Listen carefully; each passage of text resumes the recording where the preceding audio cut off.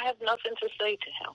I have nothing to say to him because I'm still in a place of anger.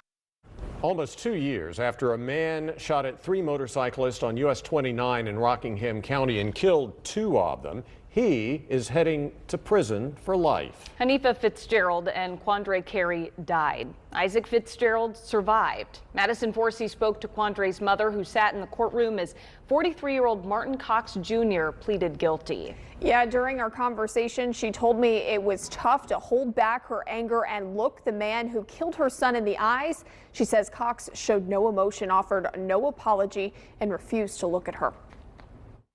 Because I'm always going to be angry about this. Angry her only son, who would have turned 26 next week, died because of the patch on his motorcycle vest. This whole situation just still baffles me for him to leave this earth that way. It's hard that he's gone, but to leave that way is even worse. Quandre was on his first cross-country motorcycle trip, enjoying the freedom of the open road in May of 2021.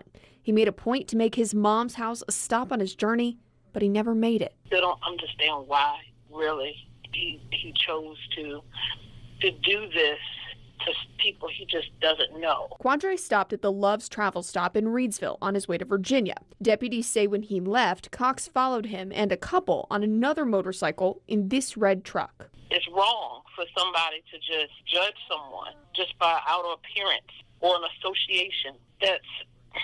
It's wrong. There's no justification. On March 9th, Martin Cox Jr. pleaded guilty to murdering Quandre and Hanifa. The judge gave him life in prison without parole. Quandre's mom was hoping for more. It was the death penalty. That one day I would be sitting on the front row and I would be able to have to feel an eye for an eye. Aretha did not get the chance to speak to the convicted killer. She did speak to his son, who was once charged with accessory to the crime. If he hadn't made the phone call, none of this would have happened. Cox's son worked at a McDonald's connected to the travel stop. He told the district attorney his father wanted to know when anyone with specific motorcycle patches showed up. He said, you got plenty of time to change your life.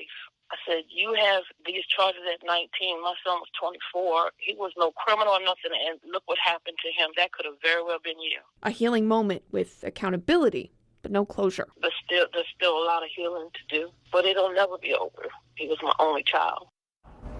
Aretha plans to honor her son by talking about the light of her life every chance she gets. She wants everyone to know how kind, friendly, and loving her son was.